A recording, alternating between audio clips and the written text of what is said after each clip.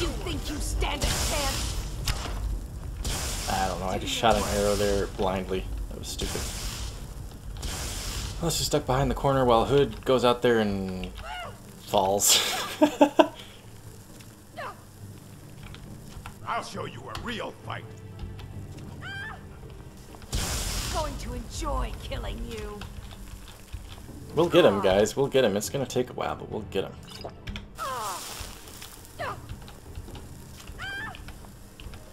I'll show you what a real orc can do. Yeah, go show him, dude. I'm the only one doing any damage to him right now. Hood's just being a sponge.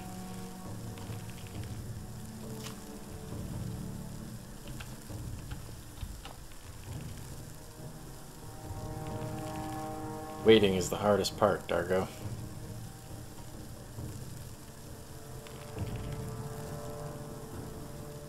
I would love to reflect on my newfound experience.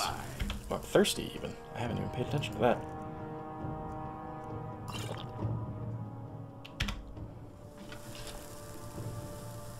Okay, it's gonna wear off here in about 20 seconds. Come on. This is a really long time for poison to last. Requiem. I guess I need to pick up some of those anti-poison potions. Dargo, you're just a blur, man.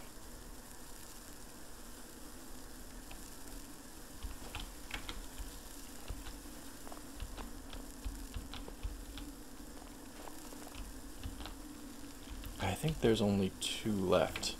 So I'm gonna say... yeah, the big one's dead. I'm gonna say, fuck it, let's go get him.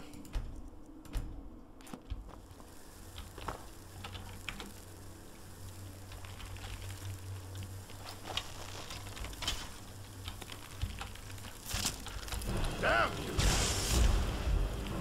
Yeah! Oh, I thought I had an arrow drawn. I don't...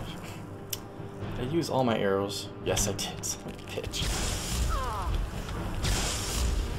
I'll show you a real fight.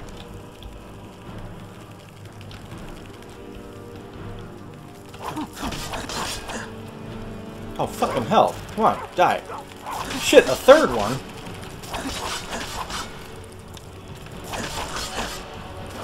Is that it? Did we get them all? Nope. Whew. It took much wailing and gnashing of teeth. But we got these little fuckers. Yeah. The only thing that makes my skin crawl this much in a game is probably, gosh, I don't even know.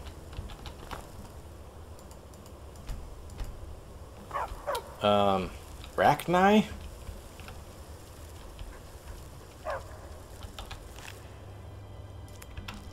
Gross. So do the Falmer... stay away from that thing. Do the Falmer farm these things?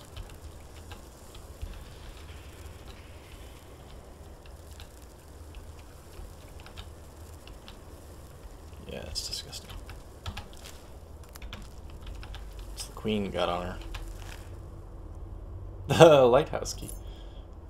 Oh, and Hobbs remains. You know, there was the mention in his wife's journal about him wanting to have his ashes in the lighthouse fire. So we can do that. We can oblige him. I feel Stilico feels bad for this family. Granted, he's probably been the cause of death for the loving husbands of many families. But that's him doing it. It's something different when he sees a monster do it. So how the hell do we get out of here?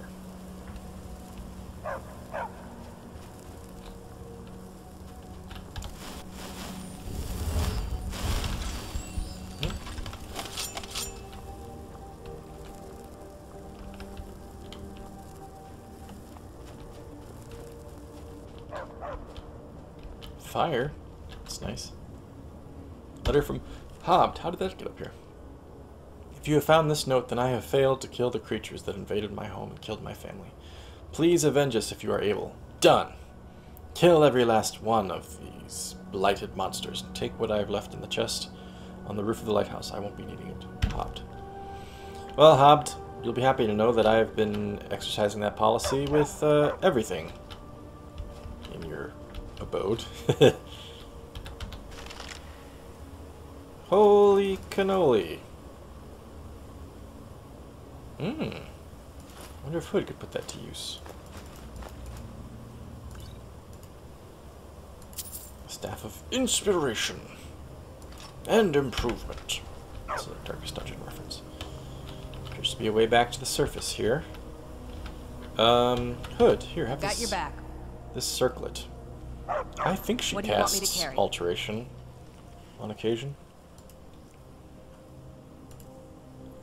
I wonder if it'll take the place of her Hood. It will! Well, that's kind of a bummer because her name's Hood.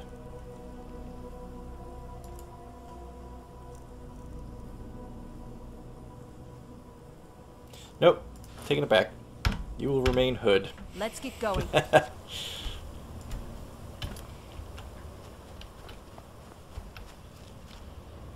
Oh shit. Where does this take me? Oh. Right. Okay. I remember the shrine. Huh? You okay? Now I'll keep my weapon drawn to make sure that none of these fuckers crawled back into the lighthouse while I was down here.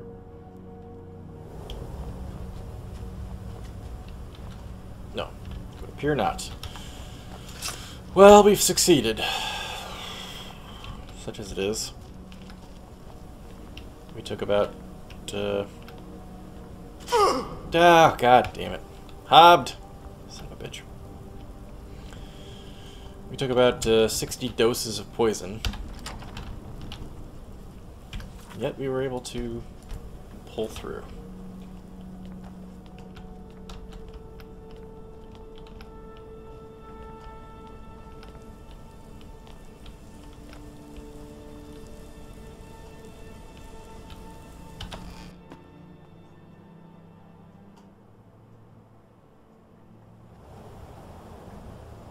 Is it day? It's still daytime. That's kind of surprising. I figured for sure it would be night already. This is quite a view.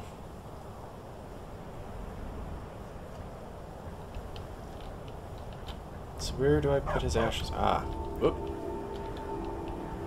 Still here. Ugh, Hood. Be careful. My blood's I'm cold. trying to be... I Wow, how did prefer I it get there? boiling. Oh, here we go. Take embers. Or use lighthouse brazier. Oh, take embers is for the campfire mod. Sailor's repose learned. Take embers. What does that do? Does nothing. I probably need a container for the embers. What is Sailor's repose? Said it was a power that I learned. No?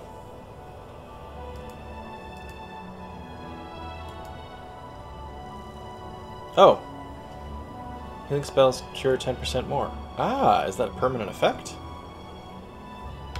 That's kind of cool. Thanks, Hobbed. It's a pleasure to be your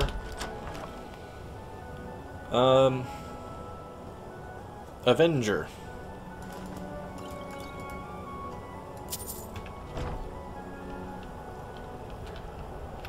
Alright, gang, we've had enough of the view. Let's get out of here. I don't know where we're going to spend the night. Ooh, should we spend the night here? It's only 6 p.m. I feel like we could still get some ground beneath our feet.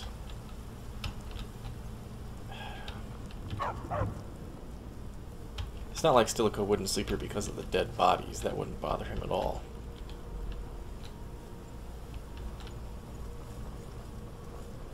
It's more so the time of day. 6:15.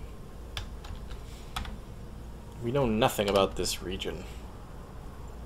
We have nothing marked on our map for miles. Except Ingvild for some reason.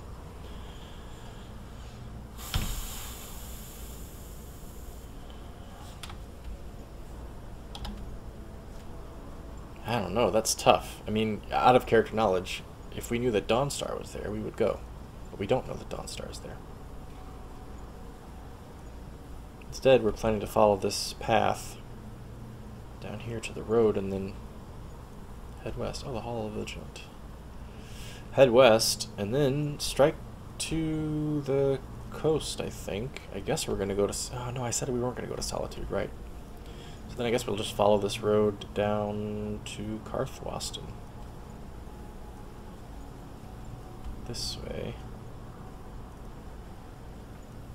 This way. And this way. Yeah, I've convinced myself we're going to stay here tonight. I'm right behind you. Well, Romani, Hobbs, Mani, Sudi, I hope you guys rest a little bit easier now. Certainly did pull some loot out of this, though, didn't we? Alright.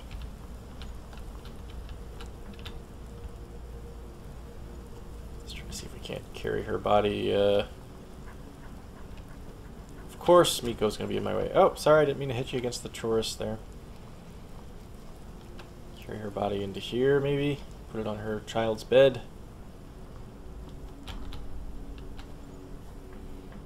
We would bring her family's bodies up, but I'm afraid that the engine won't let me carry bodies through cell changes. So we'll see if there's something in there. Okay. Well, let's eat some food. Maybe have a little mead. If I could chop that thing's body up, I would. I can't even lift it. Apparently it's so heavy. Alright. Oh, and we'll level. We'll say that it's nightfall and we're leveling. Right. Food. How hungry am I?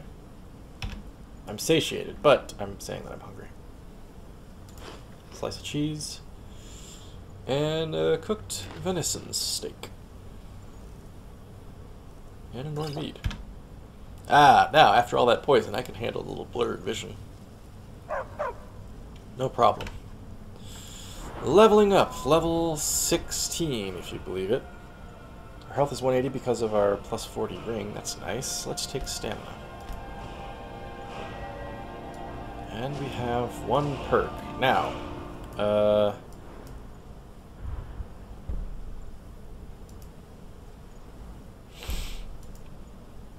25 is the next one, maybe? 25 either way.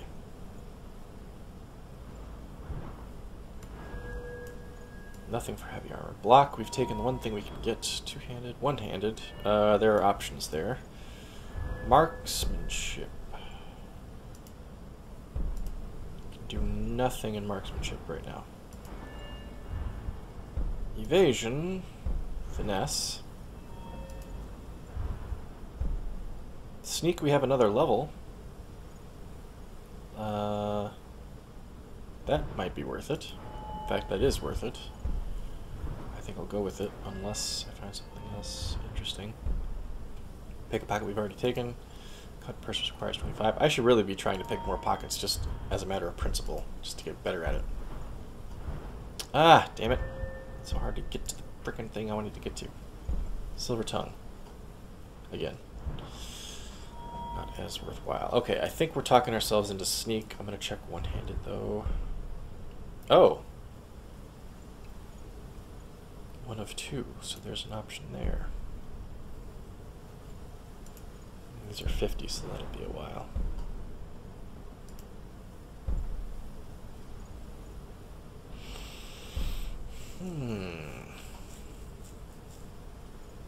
Well, you know, I'm still dealing tons of damage with my dagger, I feel.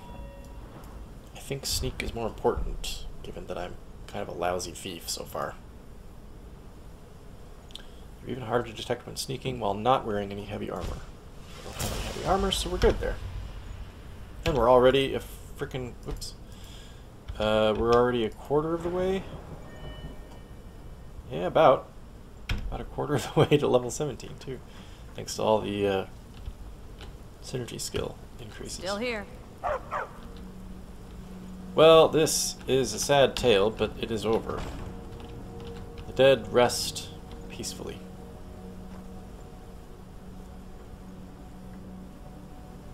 Alright, gang. We're gonna crash. It's an early night. Do I have anything to read?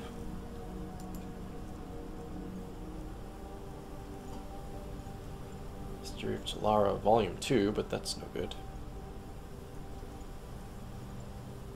Three Thieves. Sure, let's read Three Thieves before we go to bed. I do this sometimes, well I did this a lot in my Nag Let's Play, and sometimes in the Oblivion Nebbish Let's Play. And I always say before I start, those of you watching, there will be no gameplay content for the remainder of this video. This episode will end after I finish reading this and take a nap, or go to sleep rather. So if you want to skip ahead, if there's another video ready, episode ready for you to view, then please do so. Otherwise, enjoy as I read Three Thieves. Let's see how freaking long this is going to be.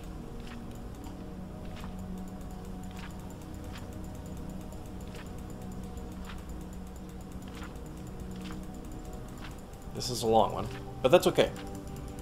I think this is a vanilla book. I don't think this is added by a mod. Okay, here we go. Three Thieves. The problem with thieves today, said Leidos, is the lack of technique. I know there is no honor among thieves, and there never was, but there used to be some pride, some skill, some basic creativity. It really makes those of us with a sense of history despair. Stilico is learning a little bit about how thieves think of themselves, perhaps. Imolen sneered, slamming down his flagon of grief violently on the rough-hewn table. Bavek! What do you want us to say? You asks us, what do you do when you see a guard? And I says, stab the fetcher in the back. What did you prefer? Challenge him to a game of chits? This Imolen is a character after Stilico's own heart. So much ambition, so little education, said Leidos with a sigh. My dear friends, we aren't mugging some Nord tourist fresh off the ferry. The Cobbler's Guild Hall may not sound intimidating, but tonight, when the dues collection is housed there before being sent to a bank, the security is going to be tighter than a Quama's ass. This must be taking place in Morrowind. You can't just stab at every back you encounter and expect to make it into the vaults. Why don't you explain specifically what you'd like us to do? Asked Kalsaya calmly. We've been introduced to all three thieves now, trying to keep the tone of the group down. Most locals at the Plot and Plaster Corner Club in Tel Arun knew enough not to listen in, but she knew better than to take any chances.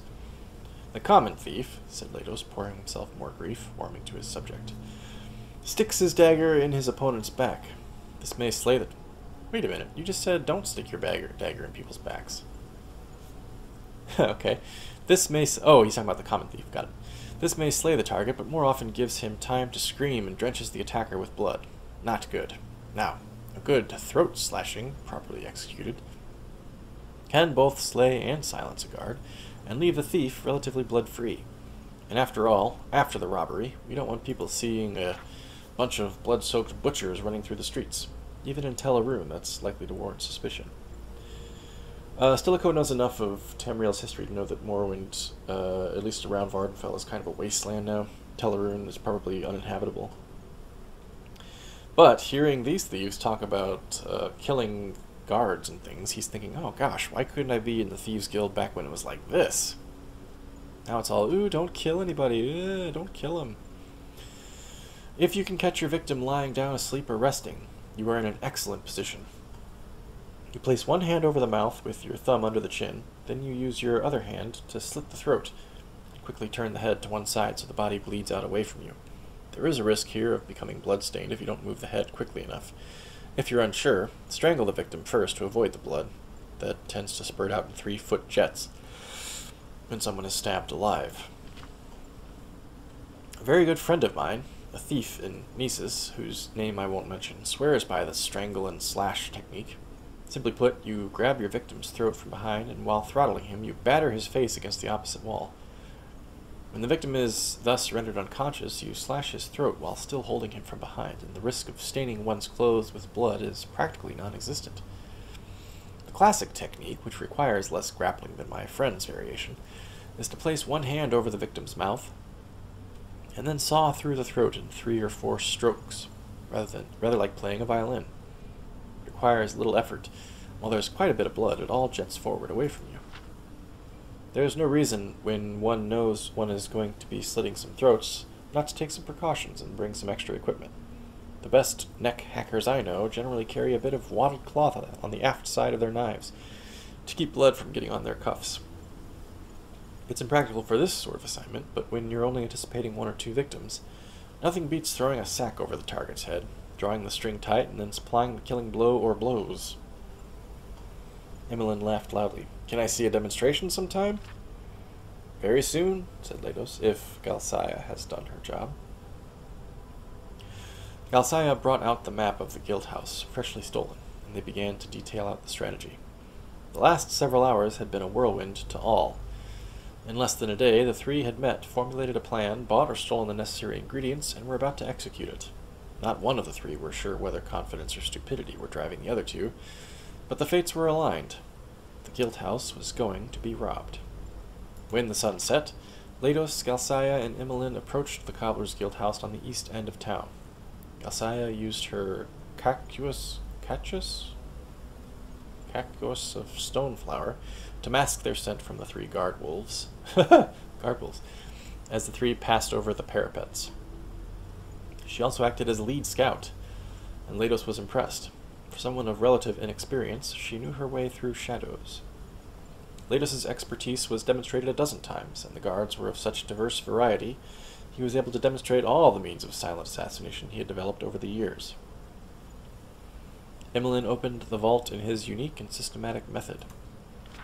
As the tumblers fell beneath his fingers, he softly sang an old dirty tavern song about the 99 loves of Boethia. He said it helped him focus and organize difficult combinations. Within seconds, the vault was open and the gold was in hand. They left the guild house an hour after they entered. No alarm had been raised, the gold was gone, and corpses lay pooling blood on the stone floors within. "Well done, my friends, well done. You learned well," Leidos said as he poured the gold pieces into the specially designed compartments in his tunic's sleeves, where they held fast with no jingling or unusual bulges. "We'll meet back at the Plot and Plaster tomorrow morning and split up the bounty." The group parted ways. The only person who knew the most covert route through the city's sewer system, Leidos, slipped in through a duct and vanished below. Galsaya threw on her shawl, muddied her face to resemble an old Fla fortune-teller, and headed north. Emmeline headed east into the park, trusting his unnatural senses to keep him away from the city watch. "Now I teach them the greatest lesson of all," thought Leidos as he sloshed through the labyrinthine tunnels of sludge. His guar was waiting where he left it at the city gates, making a laconic lunch of the chokeweed shrub to which it had been leashed. On the road to Vivec, he thought of Galsaya and Emmeline. Perhaps they had been caught and brought in for questioning already. It was a pity he couldn't see them undergoing interrogation. Who would break under pressure first? Emmeline was certainly the tougher of the 2, but Galsaya doubtless had hidden reserves. It was merely intellectual curiosity. They thought his name was Leidos, and he was meeting them at the Plot and Plaster. The authorities wouldn't therefore be looking for a Dunmer named Sathis, celebrating his wealth miles and miles away in Vivec. As he prodded his mount forward and the sun began rising, Sathis pictured Galsaya and Emmeline not undergoing interrogation, but sleeping the good, deep sleep of the wicked, dreaming of how they would spend their share of the gold. Both would wake up early and rush to the Plot and Plaster. He could see them now, Emmeline laughing and carrying on, Galsaya hushing him to avoid bringing undue attention. They would take a couple flagons of grief, perhaps order a meal, a big one, and wait. Hours would pass, and so would their moods. The chain of reactions that every betrayed person exhibits: nervousness, doubt, bewilderment, anger. The sun was fully risen when Sathis reached the stables of his house on the outskirts of Vivec. He reined in his guar and filled its feed. The rest of the stalls were empty. It wouldn't be until that afternoon when his servants returned from the Feast of St. Realms in Nisus. They were good people, and he treated them well, but from past experience he knew that servants talked. If they began to connect his absences with thefts in other towns, it was only a matter of time before they would go to the authorities or blackmail him. After all, they were human. It was best in the long run to give them a week off with pay whenever he was out of town on business. He slipped the gold into the vault in his study and went upstairs. The schedule had been tight, but Sathis had given himself a few hours to rest before his household returned. His own bed was wonderfully soft and warm compared to the dreadful mattress he had to use at the Canton and Teleroon. Sathis woke up some time later from a nightmare. For a second after he opened his eyes, he thought he could still hear Imolin's voice nearby, singing the 99 Loves of Boethia. He lay still in his bed, waiting, but there was no sound except the usual creaks and groans of his old house. Afternoon sunlight came through his bedroom window in ribbons, catching dust. He closed his eyes. The song returned, and Sathis heard the vault door in his study swing open. The smell of stoneflower filled his nose, and he opened his eyes. Only a little of the afternoon sunlight could pierce the inside of the burlap sack. A strong feminine hand clamped over the mouth, and a thumb jabbed under his chin. Just as his throat opened and his head was shoved to the side, he heard Galsaya in her typical calm voice. "Thank you for the lesson, Sathis." Good old Morrowind stories. Alright everybody, thanks for tuning in. Apparently we only passed like 10 minutes reading that book. We'll sleep for a while. Gosh, probably 11 hours actually. When we wake up, we'll make our way more toward Karthwasten and then on to Markarth. Till then, everyone, take care, and I will see you around.